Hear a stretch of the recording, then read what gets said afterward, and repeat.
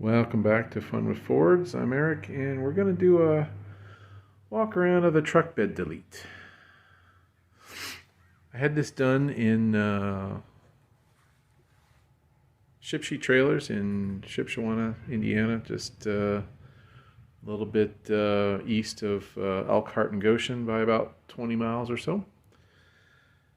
And the base price on this truck bed delete was $5,500, and not including the toolbox add-ons. Those were normally $750 for the pair, but I was going to opt for the steel ones, which are $550, and they didn't have any steel in stock, so they split the difference with me and charged me $650.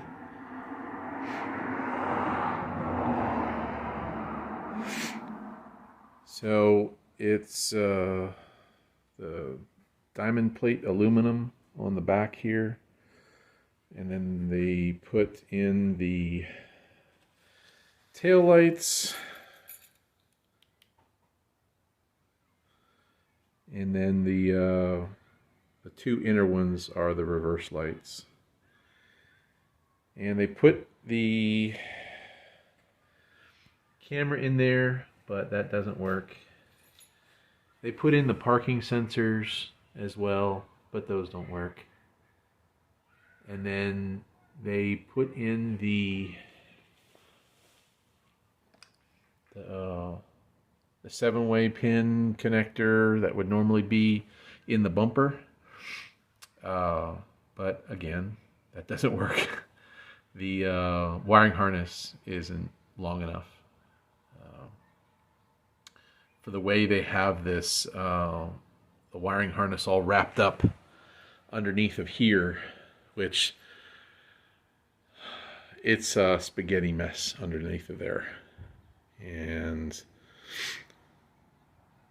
I guess someday I'll get under there and sort it out, but just above where the spare tire sits on either side, the tail lamps are mounted facing down, and they've got a couple connections running to them so that I don't get the dash light warning problems, but they're non-functional.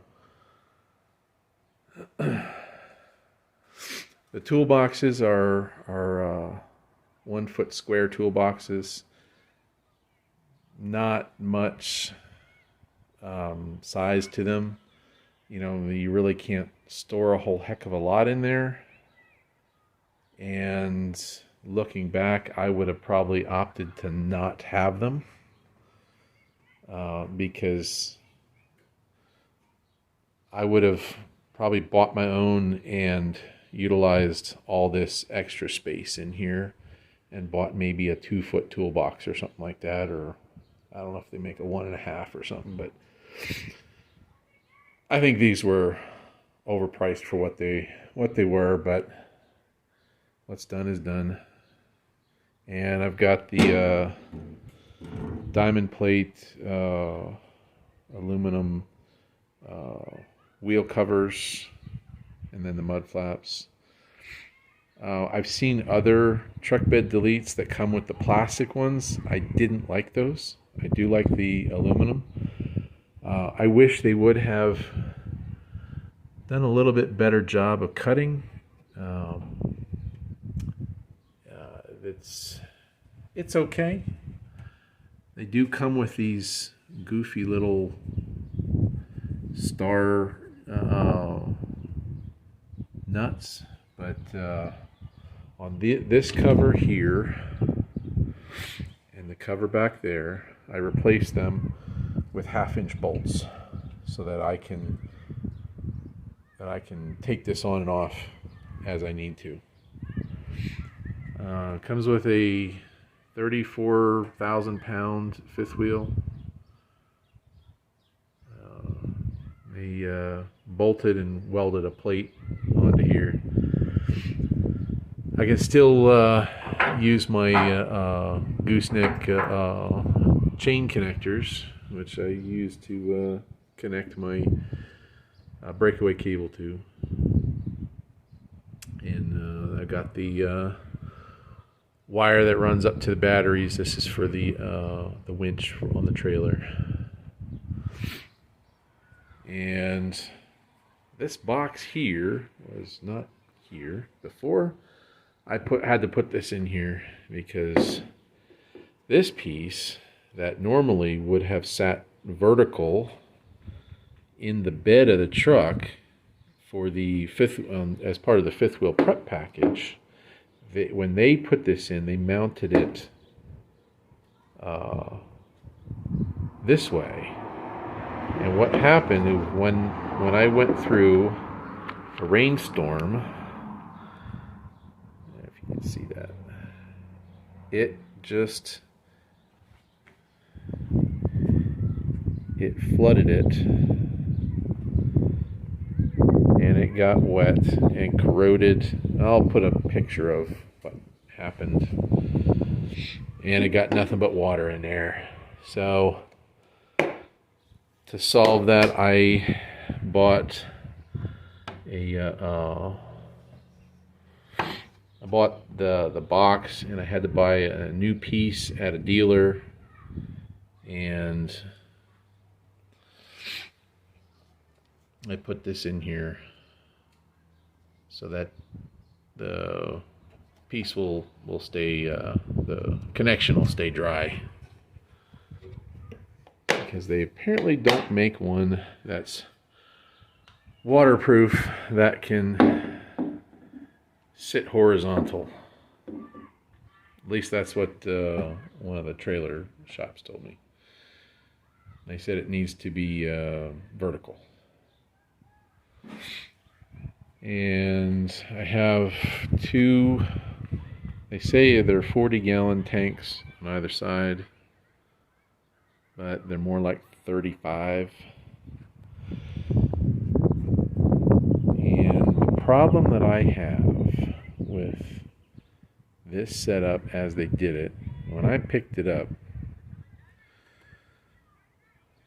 none of the connections, I'll take this off and you see under here, but none of the connections were tight, and it was when I turned the pump on, which I had them wire it to my upfitter switch number 3. When you turn it on, just fuel would leak from every spot.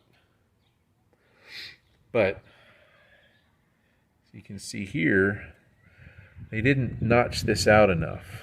So the def pipe is pinched here, and then it's also pinched in other places. So let me take this off real quick, and you can see what I'm talking about. So this is what it looks like with the cover off. It's mounted to the frame in four points here from the old truck bed bolt. So as you can see, it's kinked here, and then as it runs underneath of this bar, it gets kinked again, and then running along here, it gets kinked right there, and it runs right into the def tank. The problem is this bar is right up against the plastic elbow connector to the def tank. So that I don't like. So what I need to do is I need to unbolt all these, and I need to put a steel spacer in here. Even something that's maybe a 1/4 inch. Enough to relieve the pressure from this connector, because I'm afraid if it snaps this connector, then I'm going to have all sorts of problems. But that is problem with this number 1. And as you can see, all these hoses, all of these hoses run into the filter, to the pumps. There's one pump there, and there's one pump here. Every single one of these connections was loose and just spewing fuel. And that fuel filter wasn't even tight. So, yeah. Overall, I like it. But like I said, those are the problems with it. And when they connected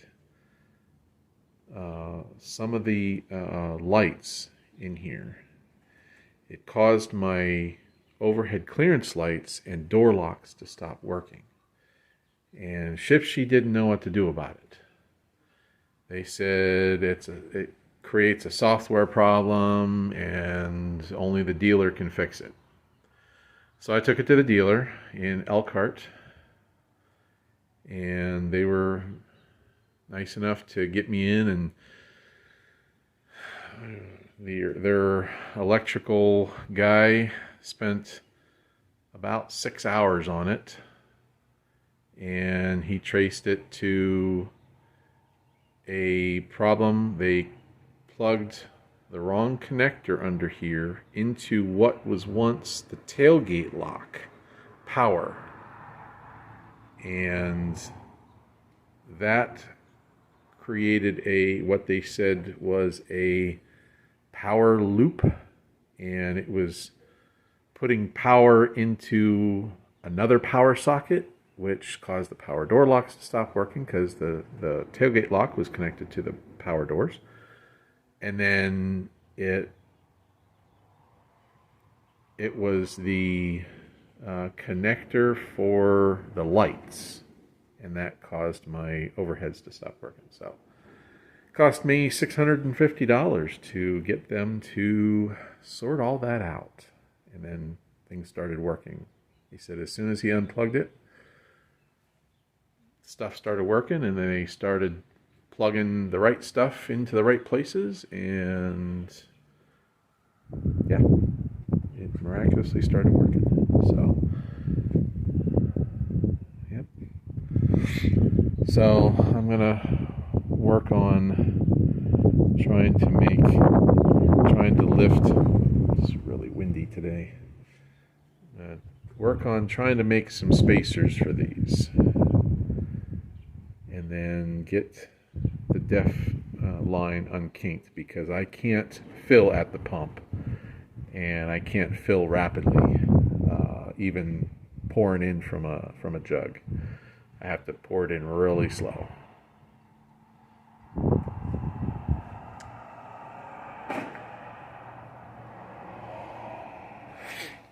So if you have any questions, I'm more than happy to answer. But overall, I like it. And I know I'm going to get the question, why didn't you just order a cabin chassis? Well, I never expected that I was going to have to go this direction. I didn't know I was going to do flatbed. Alrighty. Have a great day.